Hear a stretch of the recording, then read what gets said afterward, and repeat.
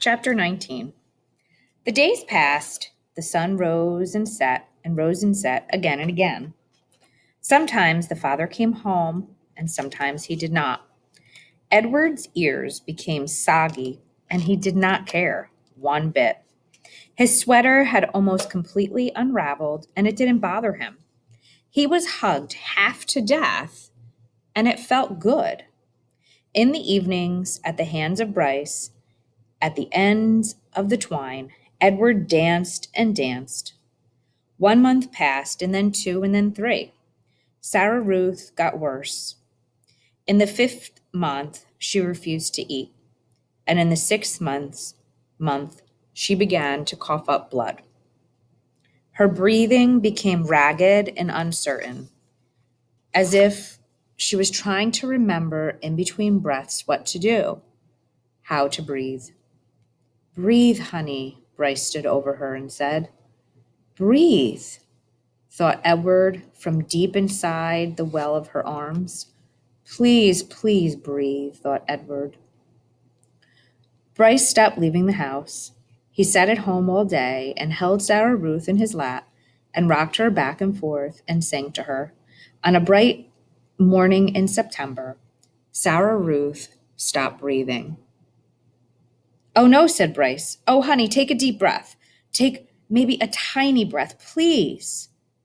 Edward had fallen out of Sarah Ruth's arms the night before, and she had not asked for him again. So face down on the floor, arms over his head, Edward listened as Bryce wept. He listened as the father came home and shouted at Bryce. He listened as the father wept. "You can't cry," Bryce shouted. "You got no right to cry. You never even loved her. You don't know nothing about love." "I loved her," said the father. "I loved her." "I loved her too," thought Edward. "I loved her, and now she is gone. How could this be?" he wondered. How can he bear to live in a world without Sarah Ruth? The yelling between the father and son continued, and then there was a terrible moment when the father insisted that Sarah Ruth belonged to him and that she was his girl, his baby, and that he was taking her to be buried. "She ain't yours," screamed Bryce. "You can't take her. She ain't yours."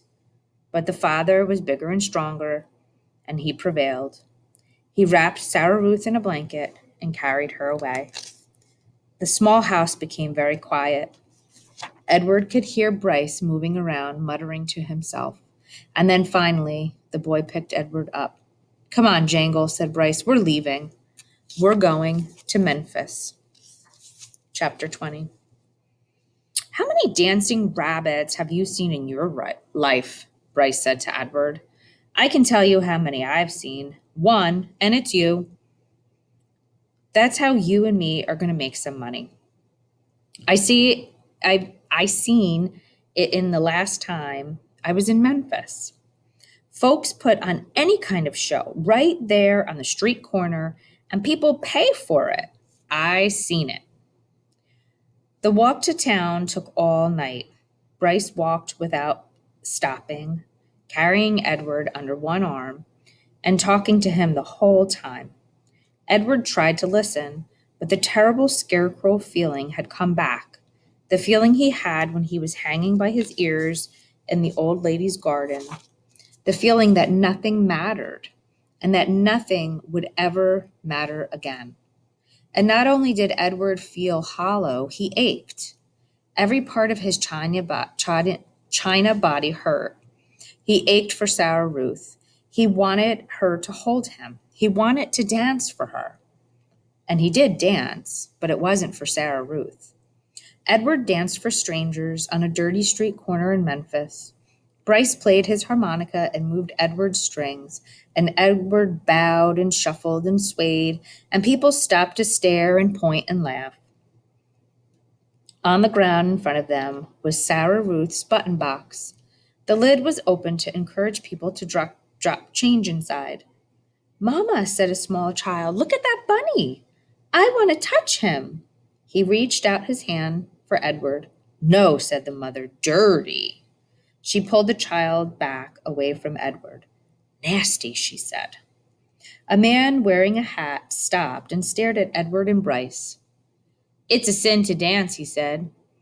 And then, after a long pause, he said, It's particularly a sin for rabbits to dance. The man took off his hat and held it over his heart. He stood and watched the boy and the rabbit for a long time. Finally, he put his hat back on and he walked away. The shadows lengthened. The sun became an orange, dusty ball low in the sky. Bryce started to cry. Edward saw his tears land on the pavement, but the boy did not stop playing his harmonica. He did not make Edward stop dancing. An old woman leaned on a cane, stepped up close to them. She stared at Edward with deep, dark eyes. Pellegrina? Thought the dancing rabbit. She nodded at him. Look at me, he said to her. His arms and legs jerked. Look at me. You got your wish. I have learned how to love, and it's a terrible thing. I'm broken. My heart is broken. Help me. The old woman turned and hobbled away. Come back, thought Edward. Please fix me. Bryce cried harder. He made Edward dance faster.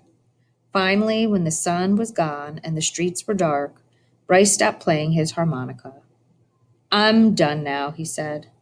He let Edward fall to the pavement. I ain't gonna cry any more. Bryce wiped his nose and his eyes with the back of his hand. He picked up the button box and looked inside. We got us enough money to get something to eat, he said. Come on, Jangles. And the diner was called Neil's. The word was written in big red neon letters that flashed on and off. Inside, it was warm and bright and smelled like fried chicken and toast and coffee. Bryce sat at the counter and put Edward on the stool next to him. He leaned the rabbit's forehead up against the counter so he wouldn't fall. What you gonna have, sugar? Said the waitress to Bryce. Give me some pancakes, said Bryce. And some eggs, and I want steak too. I want a big old steak and some toast and some coffee. The waitress leaned forward and pulled at one of Edward's ears and then pushed him backward so she could see his face. Is this your rabbit? She said to Bryce. Yes'm.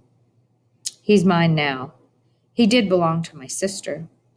Bryce wiped his nose with the back of his hand. We're in show business, me and him. Is that right? Said the waitress. She had a name tag on the front of her dress. Marlene, it said. She looked at Edward's face, and she let go of his ear, and he fell forward so that his head rested against the counter again. Go ahead, Marlene, thought Edward. Push me around. Do with me what you will. Why does it matter? I'm broken. I'm broken. The food came, and Bryce ate all of it without looking up from his plate. Well, you was hungry for sure, said Marlene as she cleared away the plate. I reckon show business is hard work. Yes'm, said Bryce. Marlene tucked the check under the coffee cup. Bryce picked it up and looked at it and shook his head. I ain't got enough, he said to Edward. Ma'am, he said to Marlene when she came back and filled up his coffee. I ain't got enough. What, sugar? I ain't got enough money. She stopped pouring the coffee and looked at him. You're going to have to talk to Neil about that. Neil, it turned out, was both the owner and the cook. He was a large, red-haired, red-faced man who came out of the kitchen holding a spatula in one hand. You came in here hungry, right? He said to Bryce. Yes, sir, said Bryce. He wiped his nose with the back of his hand. And you ordered some food, and I cooked it, and Marlene brought it to you, right? I reckon, said Bryce. You reckon, said Neil. He brought the spatula down to the countertop with a thunk. Bryce jumped. Yes, sir. I mean, yes, sir. I cooked it for you, said Neil. Yes, sir, said Bryce. He picked Edward up from the stool and held him. Everyone in the diner had stopped eating. They were all staring at the boy and the rabbit and Neil. Only Marlene looked away. You ordered it, I cooked it, Marlene served it, you ate it. Now, said Neil, I want my money. He tapped the spatula lightly on the counter. Bryce cleared his throat. Have you ever seen a rabbit dance, he said. How's that, said Neil. You ever before in your life seen a rabbit dance? Bryce set Edward on the floor and started pulling the strings attached to his feet, making him do a slow shuffle. He put his harmonica in his mouth and played a sad song that went along with the dance. Somebody laughed.